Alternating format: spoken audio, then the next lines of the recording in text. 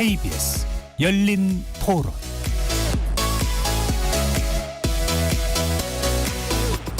안녕하십니까. KBS 열린 토론 배종찬입니다.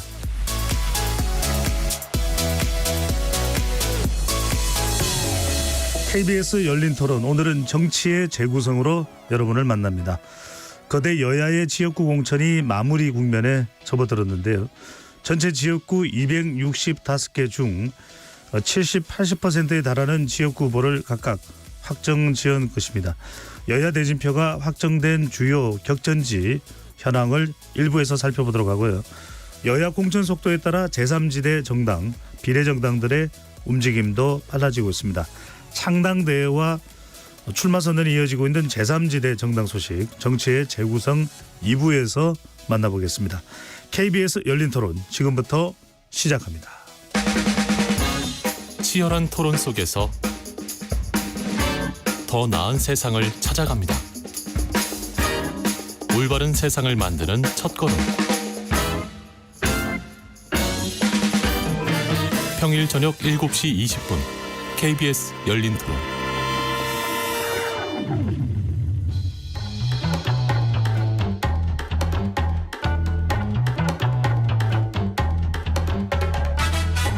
정치를 바라보는 색다른 시선, 정치의 재구성. 정치를 보는 색다른 시선, 정치의 재구성, 네 분 논객 소개해드립니다. 백지원 전 국민의힘 선대본부 상근 부대변인 나오셨습니다. 어서 오십시오. 네, 안녕하세요. 백지원입니다. 하흥기 전 더불어민주당 상근 부대변인 나오셨고요. 네, 안녕하세요. 하흥기입니다. 김수영 녹색정의당 선임 대변인 오늘 함께하십니다. 네, 반갑습니다. 소개받은 김수영입니다. 김용남 개혁신당 정책위 의장 자리하셨고요. 안녕하십니까? 네, 안녕하세요. 김용남입니다. KBS 열린 토론 문자로 참여하실 분은 샵 9730으로 의견 남겨주시면 됩니다. 단문 50원, 장문 100원의 정보 이용료가 부과됩니다.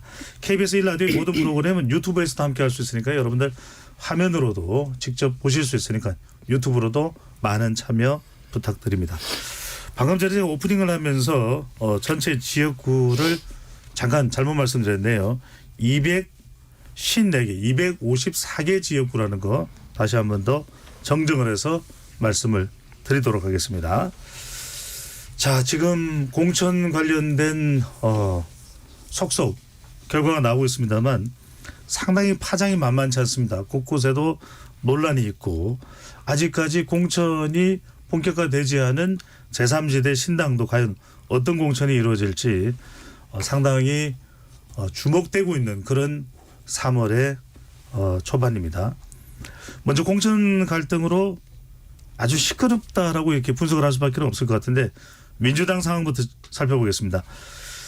자, 친명계 지도부는 대부분 생활한 반면 비명계 또 친문계는 상당히 공천 탈락을 했다고 해서 국민의힘에서는 친명행제, 비명행사라고 하는 비판과 공세까지 나오고 있는 상황인데 먼저 하흥기 부대변인 지금 민주당 공천 이건 국민의힘에서 평가를 한 것은 이건 뭐 별도로 하고 어떻게 봅니까?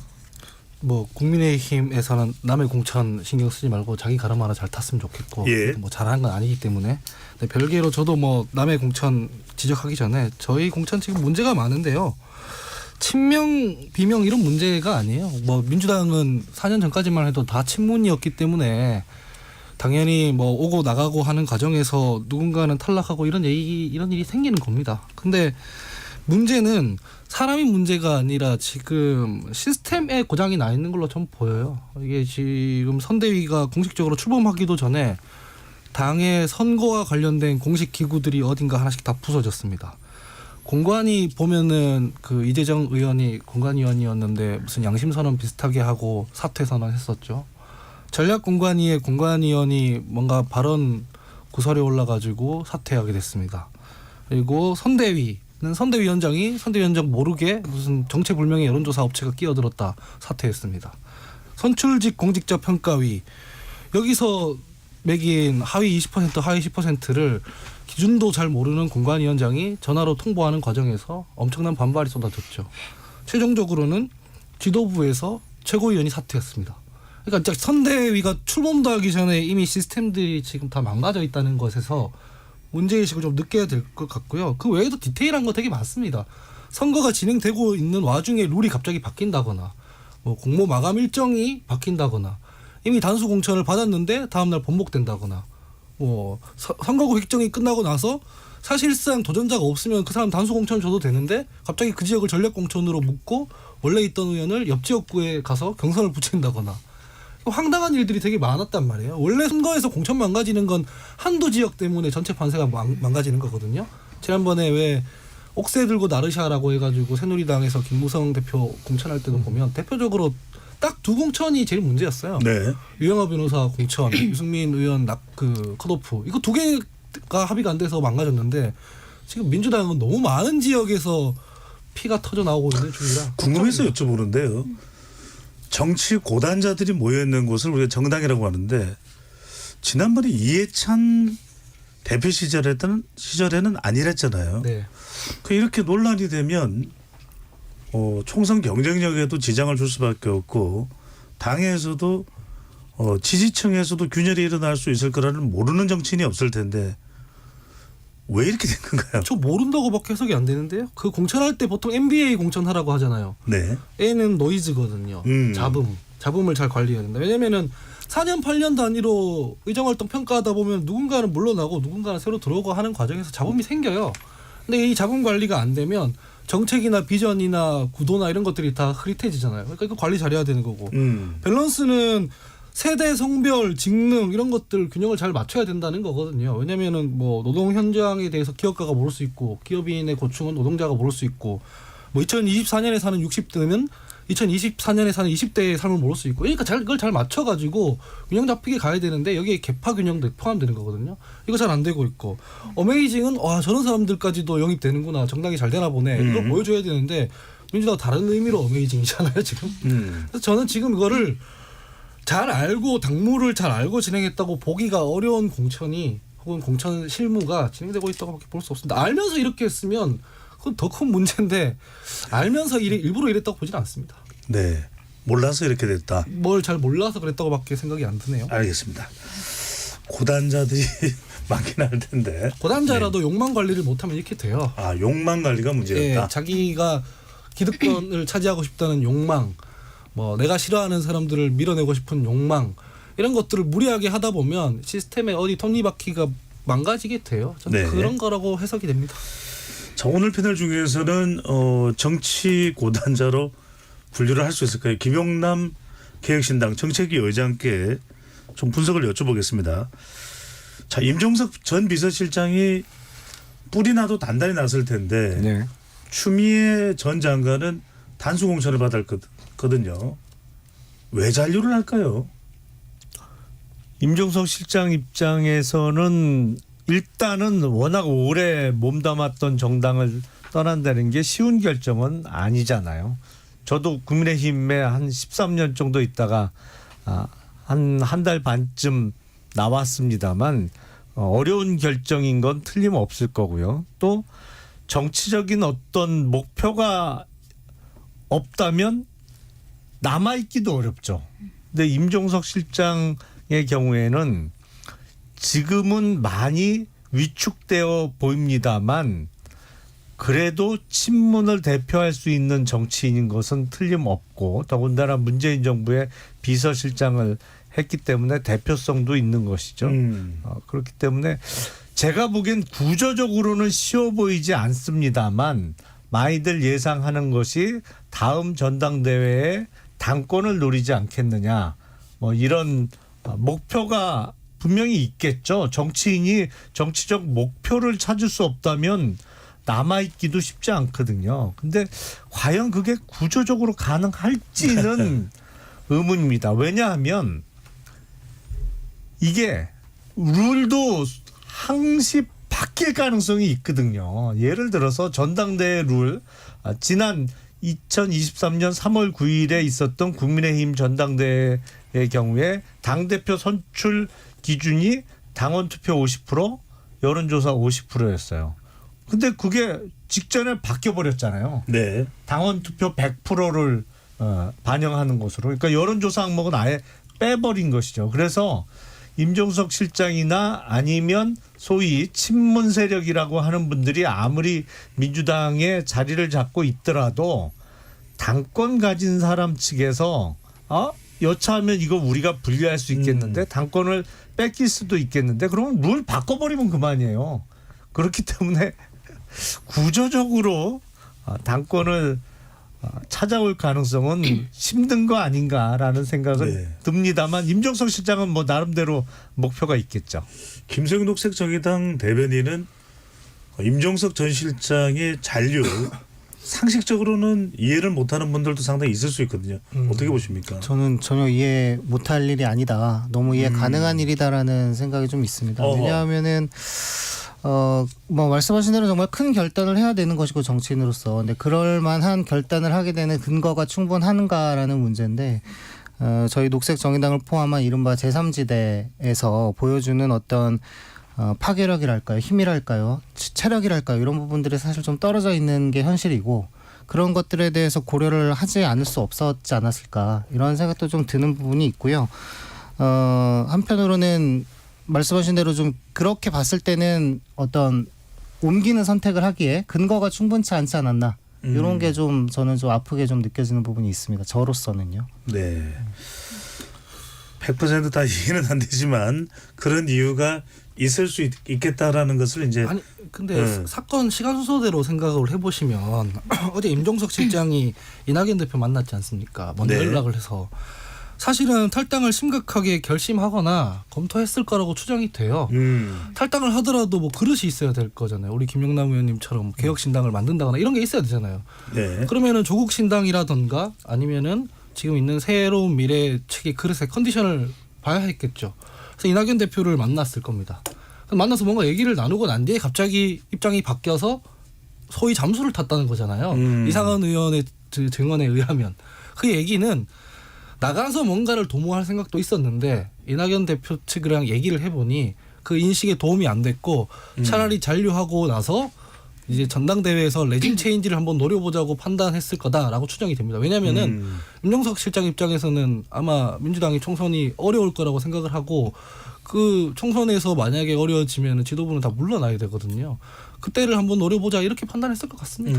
그 기회를 당 내에서 한번 노려보자. 네, 근데 뭐 레짐 체인지가 되더라도 그게 임종석 실장한테 올지 안 올지는 모르겠으나 이 1년의 공천 과정에서 지도부가 임종석 실장을 본의 아니게 친문 구심점으로 만들어버렸지 않습니까? 그러니까 나가지 않고 사실은 잔류하면서 상징 자원을 보존하는 방식도 있는 거거든요. 네. 아마 이런저런 고민을 했는데 밖에는 괜찮은 정당이 없다고 판단했는 것 같습니다. 정말 해석은 다양하게 나오고 있으니까 이제 앞으로 또 어떤 이유가 있는지는 좀 더 지켜봐야 될 것 같습니다.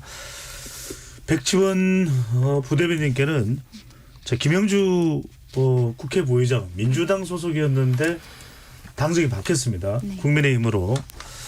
자, 국민의힘 입장에서는 김영주 국회 부의장을 그 영입한 효과 또 결정적으로 이 지역에서 사실은 공천을 노리고 있던 국민의힘 도전자들도 있었잖아요.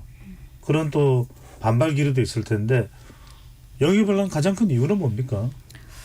이번 총선에서 대의를 위해서 힘을 모았다라는 말씀을 드려야 될 것 같고요. 국회 부의장의 위치에서 입당을 결정하신 것은 숙고가 있었을 겁니다. 그리고 당 내에서도 민주당 출신이고 뭐 얼마 전까지만 해도 윤 정부에 대해서 강력히 비판을 했던 분이라서 수용하기 어려워하시는 당원들도 계시기는 한데요. 아무래도 이번 선거에서 저 여당의 입장에서는 과반의 의석수를 확보하지 않으면 저희들이 제시했던 공약의 이행도 어려워지는 측면이 있습니다. 그래서 대의를 위해서 뜻을 모아주시는 분들과는 지금 기꺼이 손을 잡으려고 하는 것이고 그래서 앞으로 지금 이분이 하실 역할들은 지금 이제 중도에 있는 분들이나 아니면 민주당을 지지했던 분들조차도 지금 이재명의 민주당은 안 된다. 뭔가 변화를 만들어야 한다라는 것들에 대해서 좀 경종을 울리는 역할을 해주시지 않았나. 지금 이재명 대표의 독단적인 행태가 좀 너무 격앙되어 있는 수준이라고 저는 생각을 하거든요. 뭐 이재명 대표는 김영주 부의장에 대해서 도덕성 뭐 0점이다 이런 말씀을 하셨는데 이재명 대표가 정치하시면서 보여주신 모습들은 도덕성이 거의 뭐 마이너스 무한대에 수렴하는 수준이라고 생각을 해요. 그래서 만약에 김영주 부의장께서 0점이었다면 이재명 대표는 몇 점이었는지 좀 궁금하기도 하고요. 이재명 대표가 이번 공천 과정을 통해서 참 잔인한 모습들을 보여주고 있다라는 생각이 드는데 저는 이재명 대표가 권력은 잔인하게 쓰는 거다라고 말했던 것들을 좀 입증하는 모습인 것 같기도 하고요. 어쨌든 좌우의 두 날개가 좀 튼튼해야 하는데 민주당이 공천 과정에서 좀 많이 망가져 보이는 것 같아서 안타깝습니다. 네. 청취자분들께 참고로 말씀드리는데 유튜브로 시청하는 분들께도 오늘 패널들이 인물이나 현안에 대한 평가나 주장은 주관적인 판단에 따른 발언이라는 걸 다시 한번 더 참고로 말씀드립니다. 자, 덧붙여서 백 부대변인에게 여쭤보면 네. 일각에서는 민주당이 국회 부의장까지 지낸 사람이 전혀 정치적 성향이 맞지 않는데 총선 승리를 목적으로만 영입하는 것이 과연 맞는 일이냐. 그것도 출마하려는 도전자들도 있는 상태에서 이 부분은 어떻게 받아들이시는지요? 그 부분은 저도 비판적으로 바라보고 있고요. 김영주 부의장께서 선택하신 것에 대해서 스스로 또 책임을 져야 하는 부분이라고 생각을 합니다. 그러니까 윤석열 정부를 비판을 하다가 국민의힘에 힘을 실어주기로 했으면 그것에 대해서 의문을 가지는 당원들이나 국민들한테 직접 소명을 하고 말씀을 해야 될 부분들도 충분히 있다고 생각하고요. 네. 어려울 것 같아요. 참. 한기 부대변인에게 이거 여쭤보겠습니다. 네.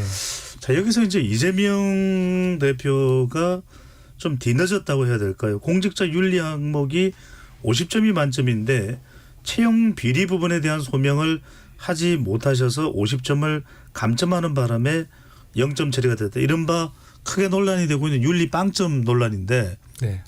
이런 걸 왜 대표가 굳이 설명을 해야 됩니까? 좀 일찌감치 근거를 가지고 설득력 있게 공관위에서 하위평가 받은 사람들한테 이의제기가 있다면 그걸 이의제기한 부분을 수용을 해서 재심 처리를 하면서 이걸 공관위에서 설명을 해줄 수도 있었을 텐데 왜 그런 게 안 될까요? 글쎄요. 왜 그런 게 안 되는지 잘 모르겠어요. 그런 게 관리 능력이라고 생각하고 네. 뭐 하위평가 받은 사람들이 근거를 밝혀라라고 말했지 않습니까? 그럼 진작 근거를 밝혀서 예봉을 꺾었으면 좋았을 텐데 왜 탈당자들에 대해서 저렇게 오물을 묻히는지 잘 모르겠어요. 그냥 개인적으로 전화해서 알려주면 되는 거잖아요. 그런 면이 있고 제가 아까 전에 듣는 게 서글픈데 김영주 의원이 차라리 무소속으로 출마했으면 어떻을까 싶어요. 우리 백지원 부대변인께서는 이제 상대 평가를 해가지고 우위를 말씀하셨는데 제가 국민들이라면 결국 제 관점이 아니라 국민들 관점에서는 이재명 방탄정당 떠나가지고 김건희 방탄정당 가면서 뭔 명분이 저렇게 많냐라고 하거나 이재명 사당 떠나가지고 윤석열 사당 가면서 무슨 저렇게 상호위의를 주장하냐라고 할 것 같거든요.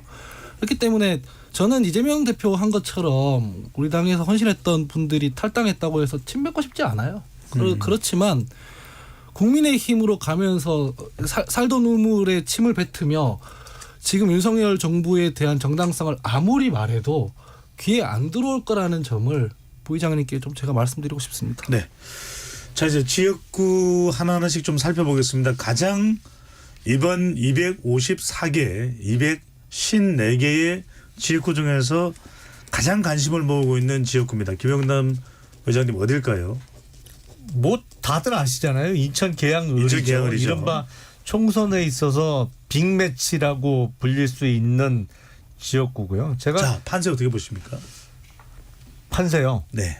제가 보기엔 이재명 대표가 지금까지 보여주었던 모습을 계속 보여주면 좀 위험할 거라고 생각을 합니다. 왜냐하면 민주당은 공천 파열음이 세게 났어요. 근데 세게 난 거 중에 상당 부분은 태도의 문제거든요. 네. 예를 들어서 의원 평가 하위 10% 뭐 하위 20% 들어갈 수 있죠. 누군가는 들어가야 되는 것이죠. 상대 평가니까 누군가는 들어갈 수밖에 없는데 그거를 뭐랄까요? 사전에 누군가 뭐 사무총장이라든지 아니면 누군가 책임 있는 사람이 이러저러해서 이렇게 점수를 낮게 드릴 수밖에 없었으니 양해해 주십시오 라면서 조금 절차를 갖춰서 불출마 권유를 했다면, 특히나 다선 의원 같은 경우에는 지금과는 좀 양상이 달라질 수 있었을 거예요. 근데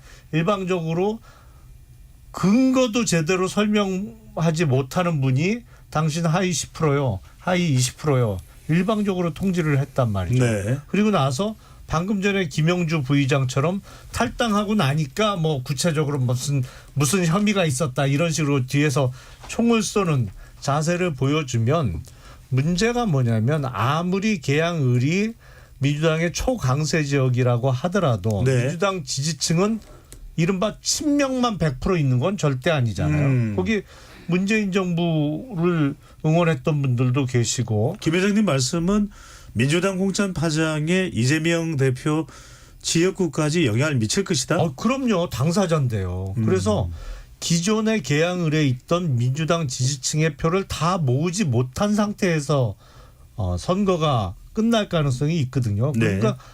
그런 분들은 투표장에 안 오실 수가 있어요. 안 오거나 뭐 아니면 아주 소수는 역선택을 할 수도 있을 거고요. 예. 근데 문제는 자기 지지층을 다 끌어모으지 못하면 어느 지역과 아무리 초강세 지역이라도 위험한 겁니다. 예를 들어서 민주당이 총선 중에 가장 최근에 대패했던 총선이 2008년 18대 총선이었어요.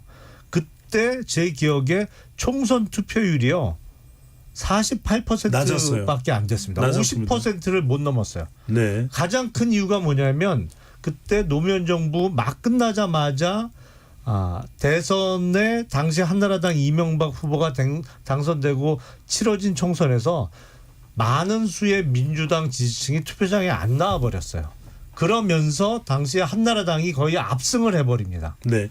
그래서 서울 48개 지역구에서 40개를 40개를 한나라당이 가져갔어요. 그렇죠. 네. 근데 이재명 대표가 지금과는 다른 모습을 보여주지 않으면 기존의 민주당 지지층 중에 상당수의 유권자는 투표장에 안 올 가능성이 있다고 저는 생각을 합니다.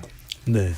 18대 총선 전국 투표율이 46.1%였다는 더 낮았군요. 것도 전달해 드리는데, 자, 이 공천 영향, 일단은 이 판세를 이제 이번 공천 파장의 관점에서 본 거죠. 이건 뭐 정치 성향에 따라서 다르게 보는 시각도 있기 때문에 그건 뭐 여러분들 청취자분들의 판단에 또 우리가 맡게 되는 부분도 있을 것으로 보이고, 김수영 대변인께는 이걸 좀 여쭤봐야 될 것 같아요. 자, 결과적으로는 민주당의 여전사 3인방인데 이 중에서 가장 초점을 모으는 것은 추미애 전 장관입니다. 먼저 임종석 전 장관은 공천을 배제했는데 실장. 추미애 실장. 임종석 전 비서실장은 비서실장은 공천을 배제했는데 추미애 전 장관은 왜 공천을 줬다고 보시는지요? 좀 의아한 부분이에요. 제가 뭐 여쭤보고 싶었던 부분이기도 한데요. 저는 아까 쭉 말씀 중에 정말 동의하는 게, 아까 임종석 전 실장님께서도 어쨌든 그 상징이 되었었던, 비명의 상징이 되고 실제로 실제화될 수 있었던 위협이 어쨌든 사그라들지 않았습니까? 그러면 지금 단계에서부터 정말 민주당에서 이재명 대표께서 잘 하셔야 되는 건 좀 포용의 정치, 어떤 수습하는 그런 리더십들, 이런 것들을 좀 보여주셔야지만 당이 수습 국면으로 갈 수 있을 거라고 보는데, 사실 그런 면에서 추미애 전 장관을 뭐 한 것이냐 하면 그렇게 보이지는 않거든요.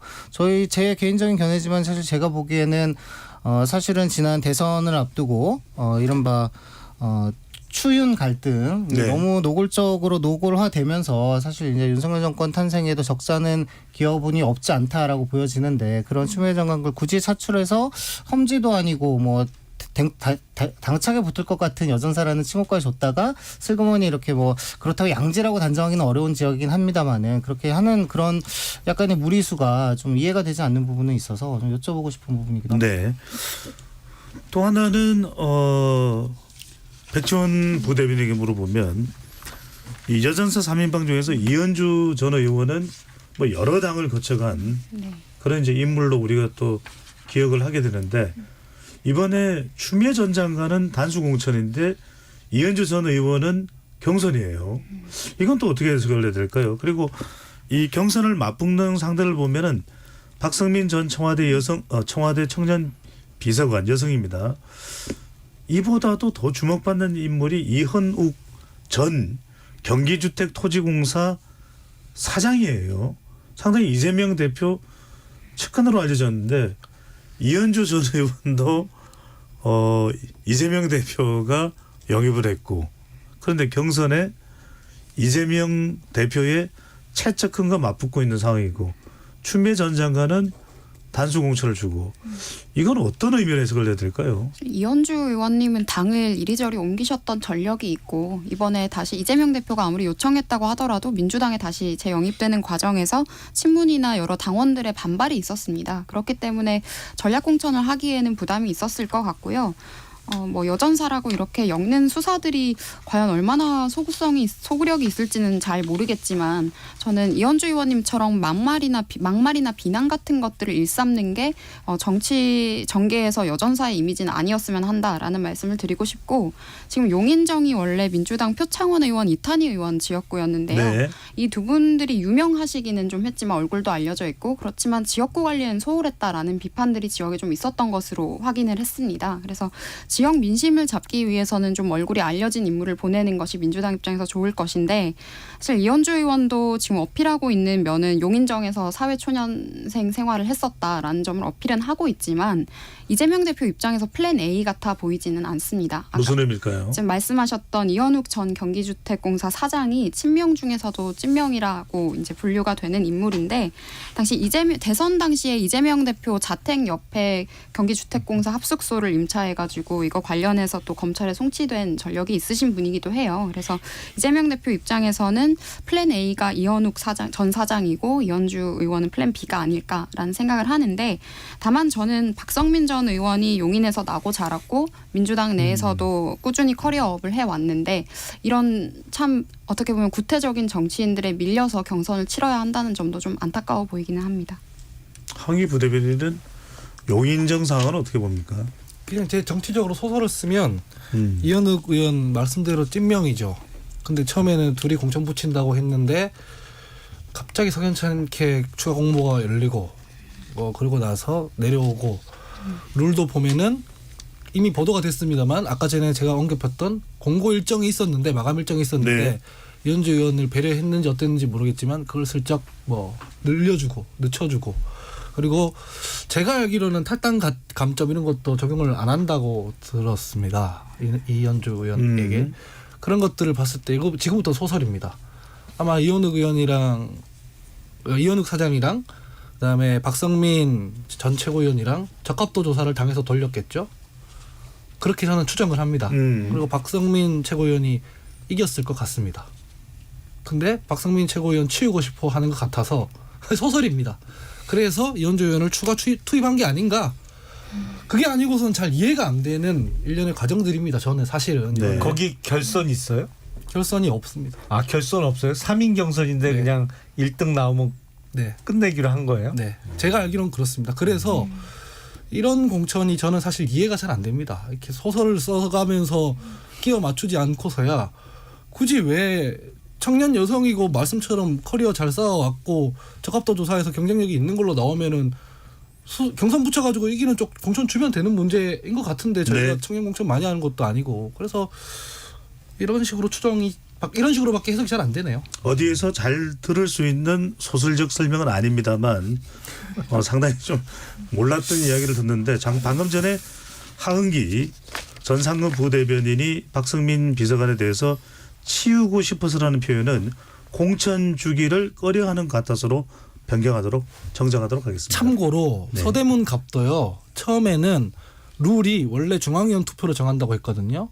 문제 제기를 받고 나서 갑자기 룰을 바꿉니다. 중간에 당원 30%, 당원 70%, 국민 여론 30%로 바꿉니다.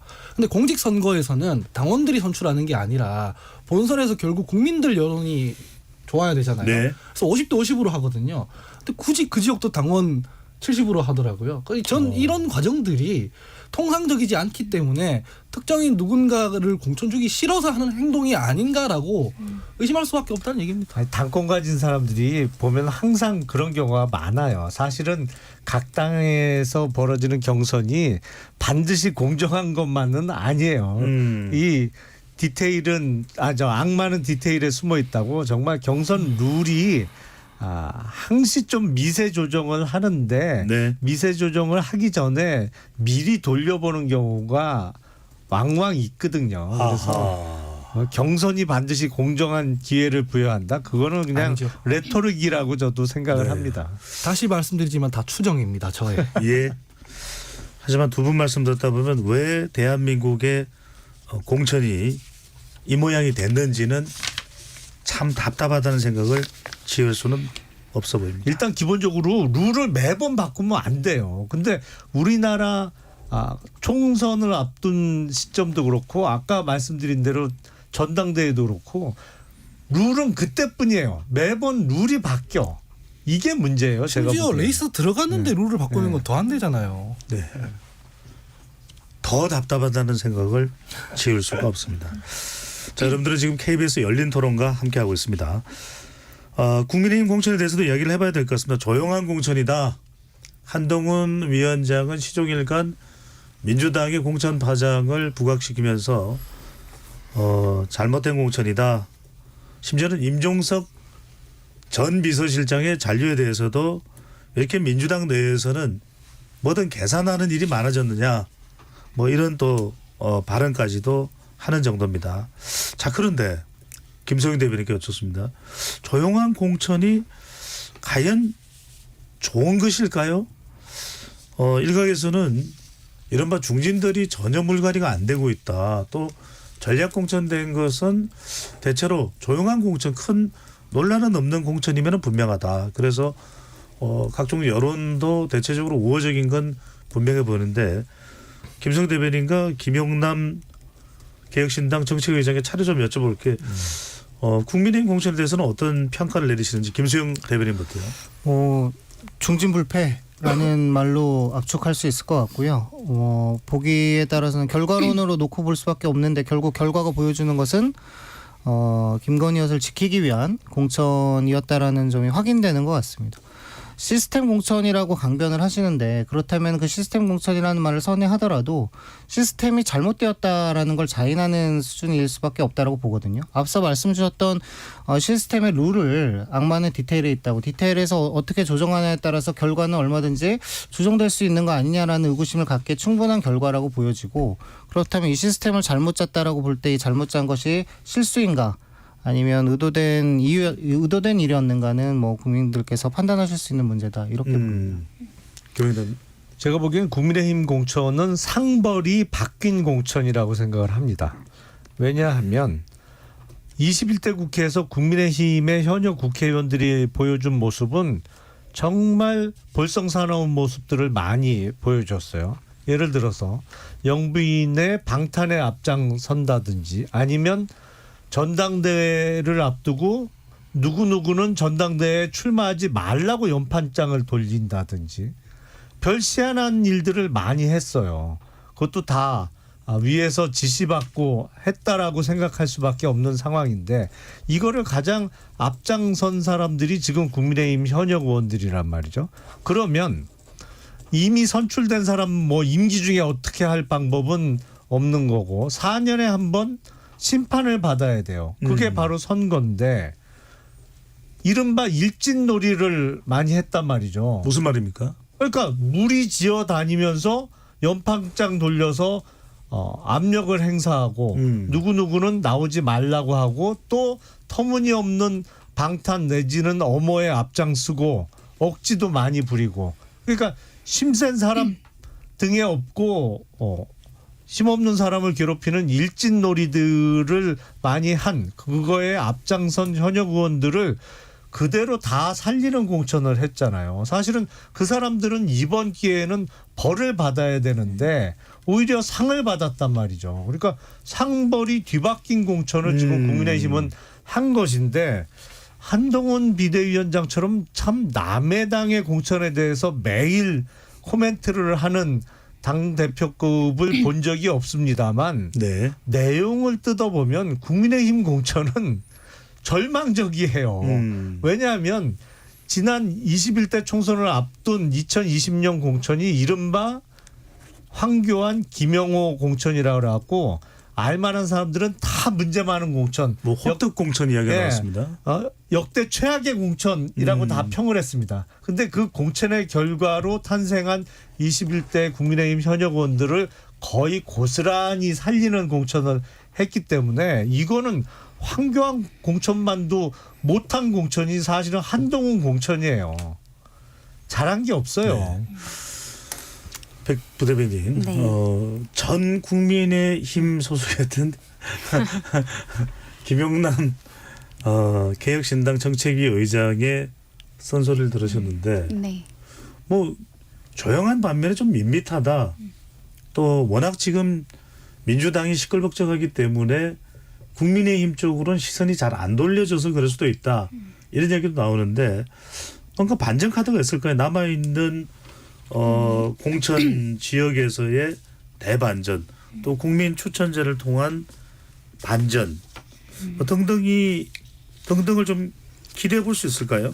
근데 그 반전이라는 게 어메이징한 게 나올까? 아까 MBA를 하은기 부대변인이 이야기했는데 A가 어메이징입니다. 어메이징한 뭐가 남아있는 공천 발표에서 나올까요? 근데 꼭 반전을 만들기 위해서 가식적인 모습을 보일 필요는 없다고 생각을 하고요. 아까 김용남 의장께서 말씀해 주신 내용 중에 뭐 지역 그 연판장 관련이나 이런 이야기를 하신 건 아마 배현진 의원님을 좀 겨냥하셔서 말씀하신 것 같은데, 사실 배현진 의원이 당무감사에서 아주 우수한 성적을 거두었었고요. 그리고 지역구에서도 지금 좋은 평가를 받고 있습니다. 예. 지금 우리가 지역구 공천을 하는 것은 그 지역구의 국회의원을 뽑는 것이고, 그 지역구에서 가장 많은 분들이 지지해 주시고 응원해 주시는 분이 당연히 후보가 되는 것이 당연한 절차라고 생각을 하고요. 아무래도 이전 공천에서 너무나도 큰 파장들이 있었다 보니까 이번 공천은 좀 조용히 이루어졌으면 한다라는 당의 의견들도 있었던 것 같기도 하고, 근데 개파 같은 것들에서는 훨씬 더 자유로워진 측면이 있다라는 생각을 하는 게, 경선에서 대통령실 출신들도 지금 경쟁을 해서 떨어진 경선에서 탈락한 경우가 좀 많고요.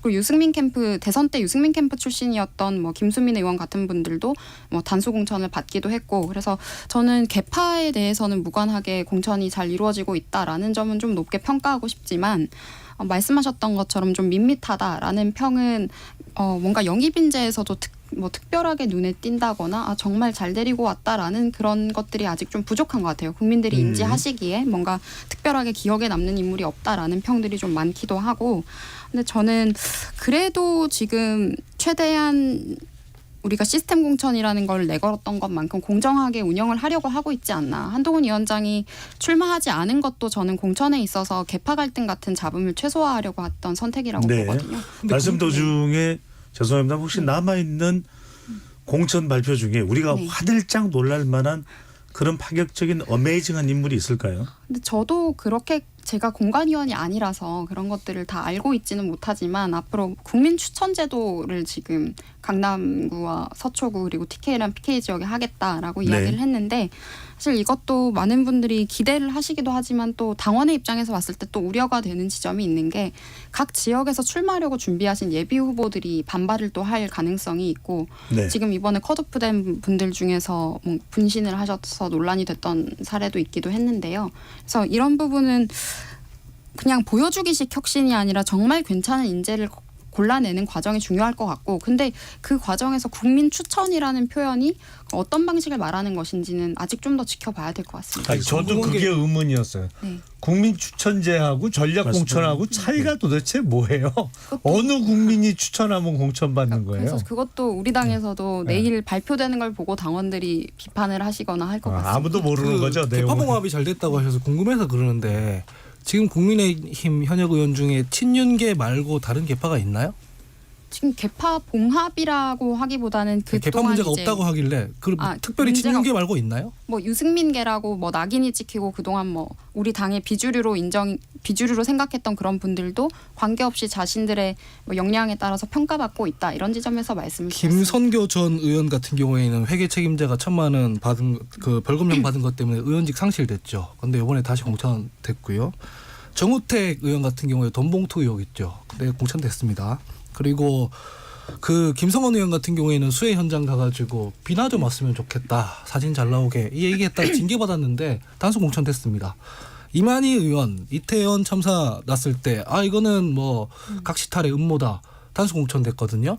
그 왜 시스템이 잘 돌아가고 있고 당무감사가 잘 돌아가고 있는데 이게 다 적절하다고 생각해서 컷오프라든가 감점이라든가 이런 게 없는 건지 잘 모르겠어요. 그래서 제가 해석하기로는 아까 전에 김수영 대변인께서 잘 말씀해 주셨지만 이거 김건희 여사 방탄용이라고 저는 생각합니다. 김건희 여사 그 표결은 앞두고 있었고 이 사람들 컷오프 했을 때는 이탈표가 발생할 수 있으니 현역들은 다 살려줬다. 이렇게밖에 해석이 안 됩니다. 알겠습니다. 백 부대변인이 한번 반론을 짧게 하고 싶었는데 2부에 돌아와서 백 부대변인의 또 발언 듣도록 하겠습니다. 지금 여러분께서는 KBS 열린 토론 함께하고 계십니다. 유튜브에 들어가셔서 KBS 1라디오 또는 KBS 열린 토론을 검색하시면 지금 바로 토론하는 모습 보실 수 있습니다. 2부 로고 듣고 이어가겠습니다.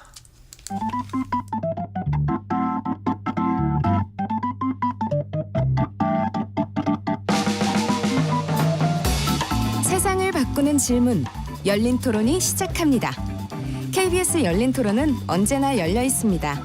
단문 50원, 장문 100원의 유료 문자 샵 9730 그리고 KBS 어플리케이션 콩으로 여러분의 의견을 남겨주세요.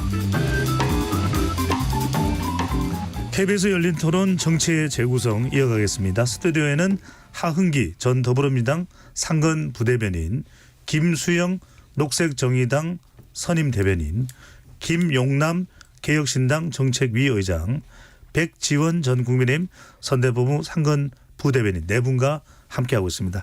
자, 열띤 토론 이어가고 있는데요.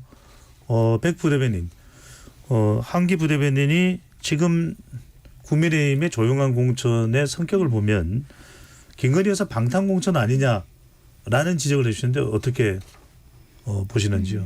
저는 좀 동의하기가 어렵고요. 아까 김성원 의원 같은 경우에는 계속해서 지적을 해주고 계신데 김성원 의원은 당의 윤리위 징계에 따라서 그에 따른 징계 조치를 받고 책임을 다 졌습니다. 그리고 당원께서 그 지역에서 여론조사 결과를 통해서 가장 경쟁력 있는 후보다라고 인정을 했기 때문에 저희가 이길 수 있는 후보를 내놓는 것이 최선의 공천이고 그렇게 시스템을 갖춘 형태에서 이루어졌다라고 말씀을 드리고 싶고 한 명 한 명 따지면 사실 민주당도 오늘 사천 논란이 됐던 권향엽 예비후보 같은 경우에 순천 광양 곡성 구례 지역구죠.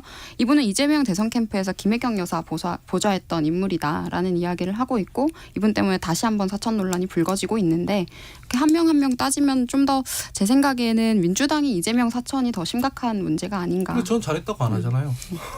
전 잘했다고 안 하잖아요. 잘했다고 하시니까 뭐 여쭈는 거지. 저는 우리 당 공천이 잘했다고 앞서서 말 안 했고 생각도 안 하고 있어요. 대통령실 출신 인사들도 경선을 거쳐서 떨어지고 탈락하고 있는데 뭐 그렇게 김건희 여사 방탄을 위한다면 그런 분들을 우선 공천해줘야 되는 거 아닌가요? 대통령실 전혀 친윤이라고 친윤이라고 전혀 지금 이득을 보고 있지 못한 상황입니다. 잠깐만요. 자, 오늘 우리 주제가 특정인에 국한되어 있지 않기 때문에 두 분이 추가적으로 하실 말씀이 있다가 열린 토론이 끝난 뒤에 두 분만의 또 열띤 토론을 해주시기를 기대하고요.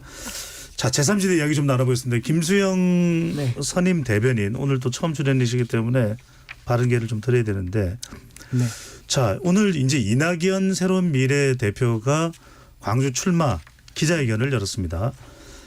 이야기를 하면서 기자회견이 놓쳐진 부분에 대해서는 명쾌하게 설명하지는 못했는데요.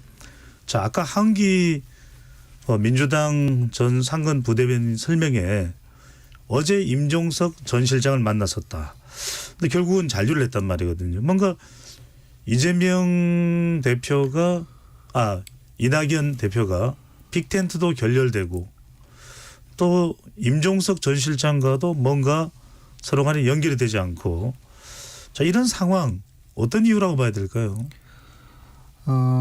여러 가지 이유가 있을 수 있겠지만 뭐 제가 뭐 제3지대를 저희가 대변할 수도 없는 거고 그런 네. 부분들은 있겠습니다만은 글쎄요 아까 뭐 일부에서 김영주 전 부의장님에 대한 이야기도 있었지만 거대 양당에서 한 당에서 다른 당으로 가는 모습이라든지 거대 양당에서 선거를 앞두고 쪼개져서 다른 당을 만들었다가 다시 돌아가는 모습이라든지 이런 모습들은 국민들이 너무 많이 봐왔고 새로울 것도 없고 감동도 없는 그런 좀 한계들은 분명히 있는 것 같다라는 생각을 저는 좀 하고 있습니다. 그런 맥락에서 이낙연 대표께서 지금 뭐 워낙 그분의 품성이나 뭐 언행이나 이런 부분들에 대해서는 존경하고 많은 분들이 그렇게 이야기를 하고 있지만 그 진중하고 그런 모습들 한켠에서는 조금 힘에 많이 붙이는 모습들을 보이는 것도 사실인 것 같고요. 그래서 제가 아까 앞서 말씀드렸다시피 임종석 전 실장께서 어떤 그 상징을 실제화하는 방향으로 과감하게 내딛지 못한 데에는 그런 어떤 본질적인 한계가 여전히 확인되고 작동되고 있는 부분들도 분명히 있는 것 아니냐 이런 생각들이 좀 듭니다. 알겠습니다. 자, 한편으로는 이제 이낙연 새로운 미래 대표는 지역구 출마를 선언했습니다. 하루 늦춰지긴 했지만 유독 감성적인 발언을 많이 했습니다. 미리 배포된 원고에는 없는 발언을 많이 했다고 합니다. 아버지의 추억 이걸 많이 이야기하면서 훌쩍거리는 훌쩍 낙연이었다. 이런 이제 평가가 나오는데 또 개혁신당의 이준석 대표는 반도체 벨트에 출마를 한다. 네. 지금 화성 출마 선언을 했습니다. 자 이렇게 어떻게 봐야 될까요? 광주에서의 이낙연 대표의 화력, 경기도 화성에서의 이준석 대표의 화력, 뭔가 당선 가능성이 있고 상당한 영향력을 기대해서 그렇다고 봐야 될까요? 두 분 다 이른바 대통령급 인지도는 나오는 분들이죠. 우리가 흔히 얘기하는 대통령급 인지도라는 게 뭐 정말 대통령하고 똑같은 인지도라기보다는 그냥 길 가는 분 10분을 붙잡고 이 정치인 아십니까라고 물었을 때 8, 9명 정도가 나 안다 라는 대답이 나오면 그게 이른바 대통령급 인지도라고 그냥 속칭 얘기하거든요. 네. 근데 그 정도 인지도가 나오는 분들은 여야 합쳐서 다 해야 한 10명 안팎이에요. 10명 이내겠죠. 네, 네. 10명 이내예요. 정말 이 대중 인지도 높이기가 어려운데 인지도는 거의 탑건이란 말이죠. 그래서 이준석 대표가 오늘 오후 2시에 동탄 신도시에서 출마 선언을 했습니다. 그래서 지금은 여러 가지가 준비가 부족한 상황입니다만 높은 대중 인지도를 바탕으로 해서 선거 캠페인을 앞으로 한 달 조금 더 남은 기간 동안 잘 하면 이 지지율은 계속 상승하지 않을까 싶고요. 뭐 더군다나 그 옆에 지역구에 출마한 이원욱 의원이라든지 양양자 의원하고 같이 소위 반도체 벨트를 구성해서 우리나라에서 가장 젊은 도시에서 가장 젊은 정치인이 미래를 논하겠다는 취지로 출마 선언을 했습니다. 그런데 이낙연 대표의 출마 선언은 제가 특이점을 찾을 수 있는 게 네. 광주 출마는 선언을 했는데 광주 어느 지역인지는 안 밝히신 거 아닌가요? 안 밝혔나요? 제가 알기로는 광주 어느 지역군지는 서구 아닌가요? 아니 아직 서구 얘기가 있었는데 고려해서 하겠다고 나중에 말씀하셨습니다. 나중에 알리겠다. 그러니까요. 이런 출마 선언은 제가 처음 보는 것 같아요. 보통 출마 선언을 하면 광주에 자기가 어느 선거구라고 당연히 밝히는데 이낙연 대표께서는 광주 출마 선언은 했는데 광주에 제가 알기로 지역구가 8개인가? 뭐 정확하게는 좀 모르겠습니다만 그중에 어느 지역구인지는 밝히지 않은 출마 선언이라 50%만 밝힌 출마 선언이 된 것이죠. 그래서 혹시 모르니까 우리 스태프분께서 혹시나 이 광주 지역 출마 선언이 있었는지를 좀 확인을 해 주시면 좋겠고요. 정말 김용남 개혁신당 정책의장이 확인한 바로는 지역구가 없다는 거죠. 예. 그래서 이 경우는 보통 이런 경우는 거의 없습니다. 근데 원인을 찾자면 뭐랄까요? 조금 다급하게 상황에 쫓겨서 한 출마 선언이 아니냐. 네. 그렇기 때문에 구체적인 예. 출마 지역구를 못 밝힌 상태에서 일단은 광주 출마만 선언이 된 거 아닌가 예. 하고 관련 발언이 들어와 있습니다. 예. 이낙연 새로미래 대표 광주 출마를 결심했다. 지역구는 곧 발표하겠다. 그러니까요. 이렇게 이야기됐습니다. 이런 자, 출마 선언 본 적이 없거든요. 하은기 전 상금 부대변에게는 단도직입적으로 여쭤보겠습니다. 이준석 대표 당선 가능성이 있습니까? 별로 없어 보여요. 이낙연 새로미래 대표 광주 당선 가능성이 있습니까? 별로 없어 보입니다. 그런데 왜 이렇게 지역구를 출마하려는 이유는 뭘까요? 그렇게 판단한다면 이거는 어디까지나 하은기 부대변인의 판단이니까 그런데 출마를 하는 이유는 뭘까요? 전략 오판이죠 뭐. 이때까지 계속 했던 것처럼 오판인 거라고 생각하고 네. 지역구 선택 과정이 별로 안 매끄러워요. 제가 비유를 계속 이렇게 하고 있는데 지역구 선택이 정치인들한테는 연애 같은 거거든요.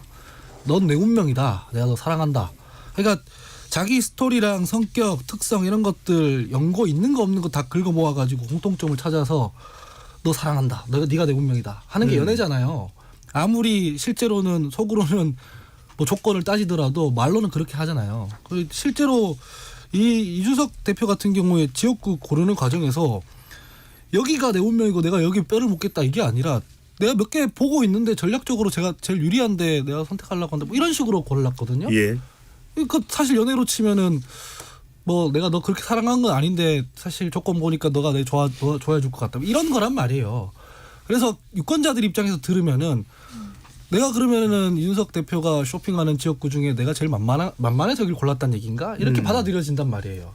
그래서 사실상 스텝들이 다 꼬이게 되고 이낙연 대표한테도 사실 비슷하게 적용이 돼요. 네. 광주에 출마하는데 내가 지금 아직도 따져보고 있습니다. 이런 거잖아요. 근데 호남에서 이분 계속 정치한 분이잖아요. 사실은 전남지사도 했고. 그럼 이런 문제는 빨리 매조지를 좀 지어야 하는 거거든요. 그래야 빨리 선거운동하고 난 뭐를 짓는다고요? 매듭을 지어야 돼요. 매듭을. 네. 그래야 빨리 선거운동에 뛰어들고 유권자들한테 호소하고 내가 호남으로 다시 돌아온 이유는 이거다라고 할 거 아닙니까? 간 보는 것처럼 보이는 건 선거에 매우 안 좋게 나중에 작동을 하는 거라서 잘 모르겠어요. 왜 이런 식으로 하는지. 그거는 조금 설명을 드릴게요. 네. 일단 오늘 출마 선언을 했는데 당선 가능성이 희박하다고 말씀하시니까 너무 박절하신 거 아닌가 싶은데. 하은기 부대변인의 주장입니다. 예. 우선 지역구 출마를 하게 된 것은 물론 당내에서도 비례대표 출마를 권하는 목소리가 컸던 것도 사실입니다. 근데 소수당으로서 지역구 출마자들 그 누구도 녹록지 않은 상황에서 당 대표로서 책임감을 갖고 스스로 지역구 출마를 하는 모습을 보이기 위해서 그랬던 것이고요. 그래서 지금까지도 여러 차례 지역구 출마를 공언해 왔었고 그 약속을 지킨 것이죠. 그리고 지역구 쇼핑을 한 것은 전혀 아닌데요. 이 소수당의 어떤 비애 내지는 한계입니다만 이준석 대표가 출마 선언을 어디로 하겠다고 하는 밝히는 순간 양당에서 전략 공천 내지는 이른바 자객 공천이 이루어질 수밖에 없습니다. 예. 그래서 저희는 당 기반이 약한 소수당으로서 거대 양당의 공천이 마무리되고 출마 선언을 하려고 했습니다만 기다려도 거대 양당의 공천이 끝이 안 나요. 그래서 더 이상 기다릴 수가 미룰 수는 없어서 없다. 오래전부터 마음에 두고 있던 화성을 동탄 신도시 지역으로 오늘 출마 선언을 한 것이기 알겠습니다. 때문에 오해 없으시길 바랍니다. 자, 정당 지지율 이야기를 좀 해봐야 될 것 같습니다. 오늘 소개해드리는 모든 조사는 중앙선거여론조사심의위원회 홈페이지에서 확인 가능합니다. 한국갤럽이 자체 조사로 지난달 27일부터 29일까지로 알고 있거든요. 29일까지 무선 가상번호 전화 면접 조사를 실시를 했고요. 어느 정당을 지지하는지 물어봤는데 국민의힘 40%, 민주당 33%, 녹색정의당 2%, 개혁신당 3%, 새로운미래 1%, 진보당 1%. 참고로 이 조사에는 조국혁신당은 보기로 포함이 안 됐습니다. 김수영 선임 대변인께 이 질문 때문에 혹시 김준우 대표님 상임 대표가 오늘 못 나오신 건 안 나오신 건 아니시죠? 전혀 녹색정의당의 운명이 달려 있는 선거라는 이야기도 많이 합니다. 오는 총선이. 예, 그 운명을 개척하기 위해 예. 지금 전국을 돌아다니느라 제가 급하게 단도직입적으로 여쭤봅니다. 왜 이렇게 지지율 안 나옵니까?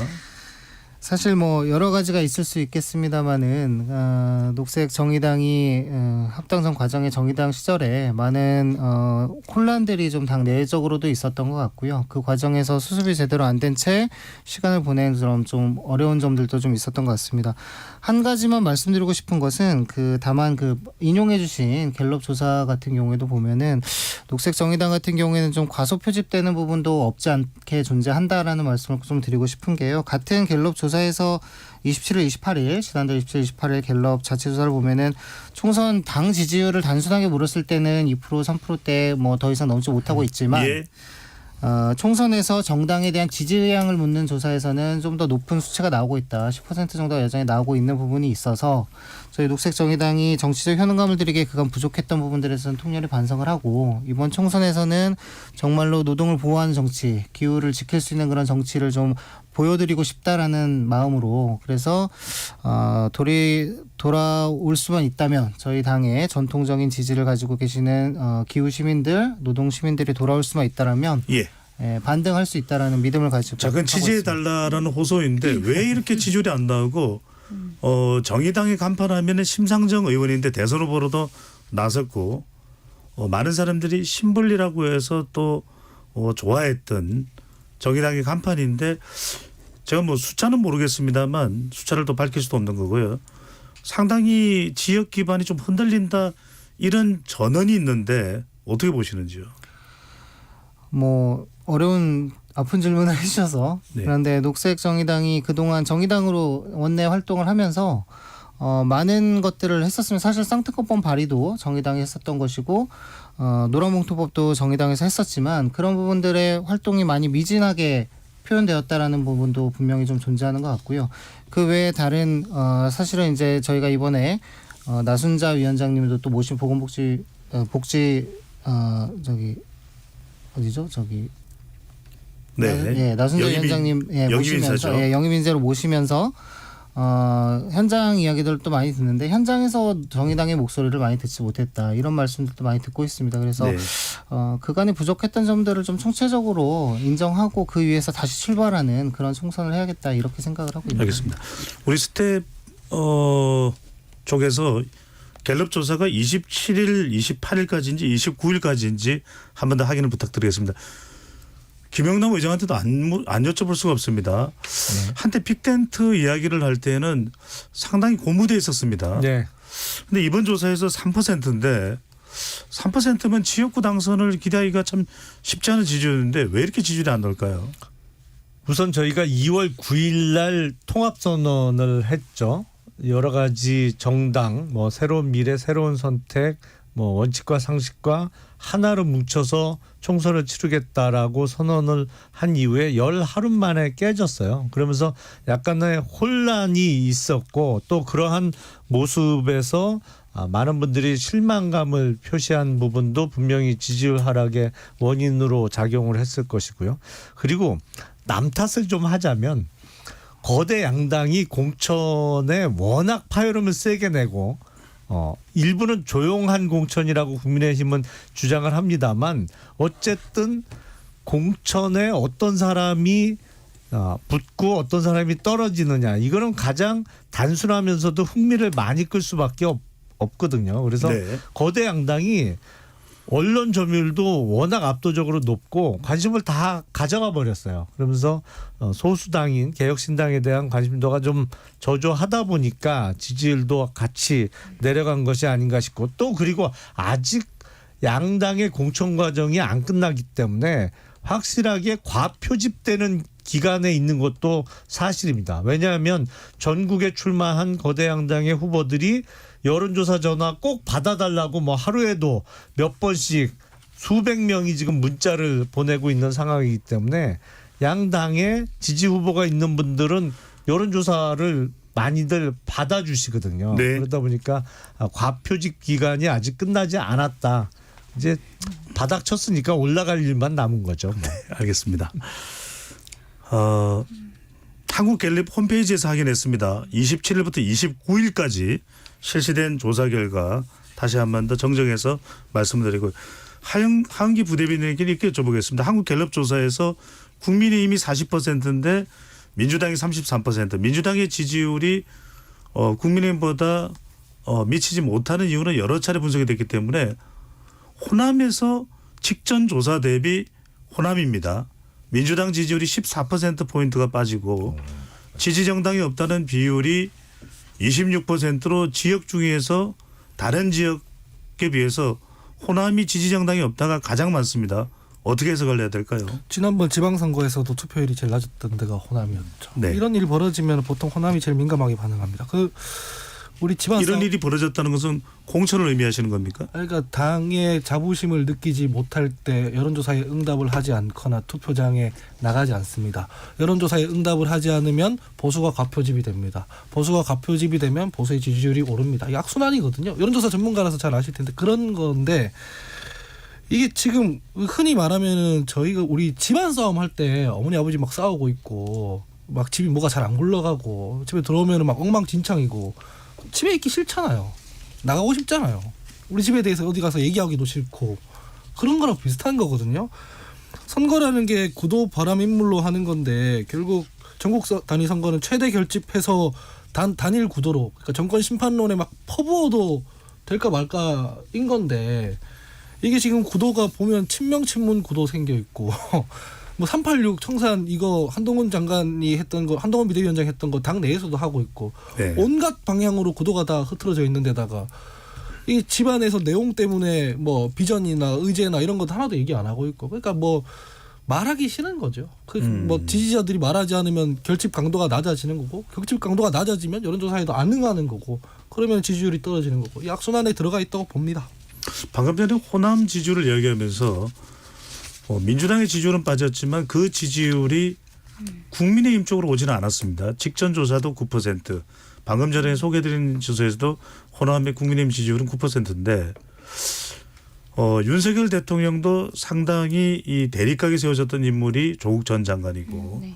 국민의힘도 가장 경계하는 인물이 조국 전 장관인데 민주당 공천 파동의 최대 수혜자가 이번 총선의 비례투표 최대 수혜자가 조국 혁신당이 될 수 있다. 조국 전 장관이 될 수 있다는 분석이 나오네요. 네, 저도 그렇게 보고 있습니다. 네. 지금 진보 성향 지지자들을 봤을 때 지역구는 민주당을 뽑을 것이고 비례정당은 조국신당으로 결집하는 모습들이 지금 계속해서 나오고 있고요. 다만 뭐 저희가 조국을 경계한다는 것은 위기의식이나 이런 것들이라기보다는 저런 인물이 어떻게 우리나라에서 입법권을 갖겠다고 말을 하는 것인가라는 국민의 상식을 대변하기 위한 목소리들이 좀 더 강하다고 생각이 되고요.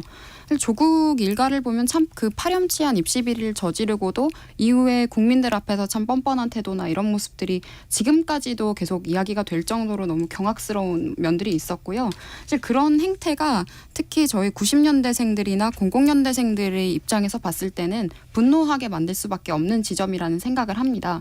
문재인 정부가 저는 지금 저희가 586 청산론을 이야기하고 있지만 문재인 정부가 586 그 좌편향 기득권들의 총 집합체였어요. 그리고 그때 부동산 정책, 뭐 입시 관련 정책, 취업 관련 정책 이 모든 것들이 정말 저희가 사회로 나가는 딱 그 순간에 최악의 상황들을 맞이하게 했었는데 저는 지금 이런 조국이라는 조국 전 장관이 만든 신당이 국민들로부터 지지를 받고 있는 상황이 좀 참 안타깝기도 하고 이 사람이 비례정당에서 가장 수혜자가 될 것이라는 이 사실이 안타깝기도 한데요.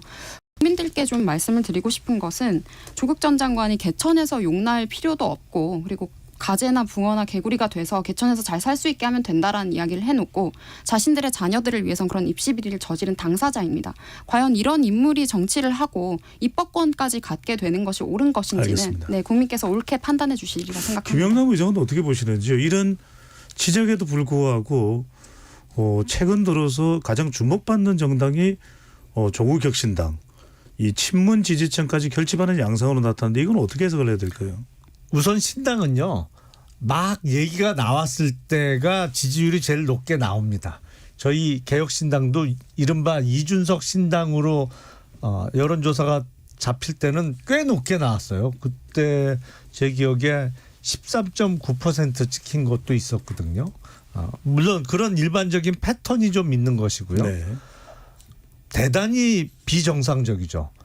입시 비리 등의 혐의로 항소심에서까지 징역 2년의 실형이 선고된, 물론 법정 구속은 안 됐습니다만 누가 봐도 이제 대법원 확정되는 순간에 당선이 돼도 바로 배지를 떼어내야 될 분이 당 대표로 있는 정당이 지지율이 꽤 높게 나온다. 뭐 대단히 비정상적인 상황인데, 쉽게 말씀드리면 이게 다 민주당 때문이에요.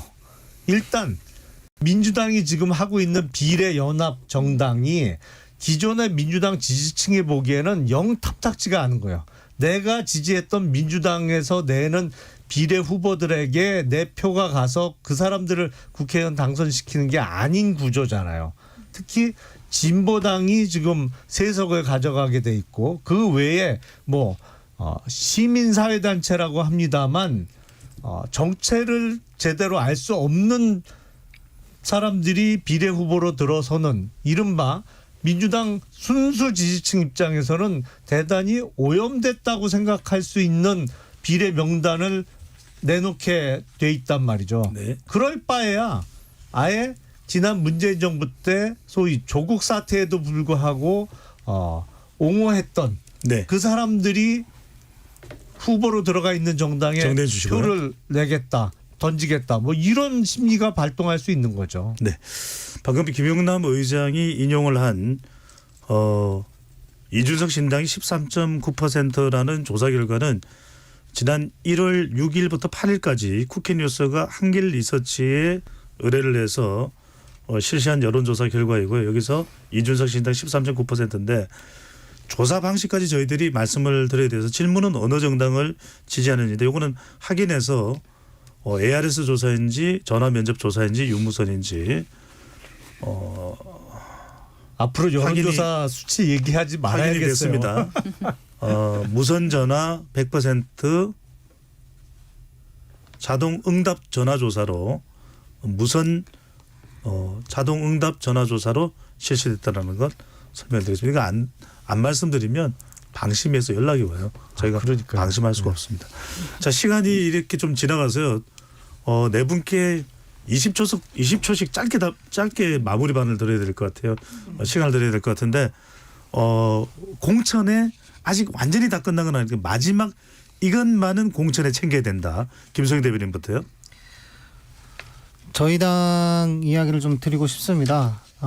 공천 파동이 워낙 거셌기 때문에 지금 많은 시선들이 그렇게 흘러갔고 뭐 이렇게 손해를 많이 보고 있다라는 애타는 마음을 또 김용남 위원장님께서도 말씀하신 것 같은데, 저희 같은 경우에는 공천을 통해서 보여드리고 싶은 것들을 인물로서 보여주는 그런 공천을 하고자 합니다. 아까 말씀드렸던 노동자를 챙기는 그런 정치인으로서의 나순자 위원장을 영입하였고, 그다음에 녹색당에 정말 떠오르는 시대 정치인으로서 녹색 정치를 책임질 젊은 정치인도 모시고 있습니다. 그래서 저희 녹색정의당 좀 지켜봐 주셨으면 좋겠고, 그런 공천들을 좀 미래를 이야기하는 공천, 긍정적인 메시지를 던지는 공천들을 좀 해볼 수 있었으면 합니다. 네, 오늘 시간상 국민의힘과 또 민주당은 아까 발언들을 많이 하셨으니까 김영남 의장께 마지막으로, 아직 공천이 본격화된 건 아니니까요. 개혁신당의 공천 앞으로 방향 20초 내로 짧게 말씀해 주시죠.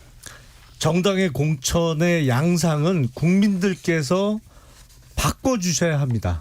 그래서 정당 기호만 보고 뽑는 투표가 아니라 후보 개개인을 보고 정말 미래를 논할 수 있는 사람이 누구인지 후보를 알고 투표해 주실 때 우리나라 정당의 알겠습니다. 공천도 바뀔 수 있다 말씀드리고 싶습니다. KBS 열린 토론 이것으로 모두 마무리하겠습니다. 오늘 참여해 주신 네 분 감사드립니다. 네, 고맙습니다. 지금까지 KBS 열린 토론 배종찬이었습니다.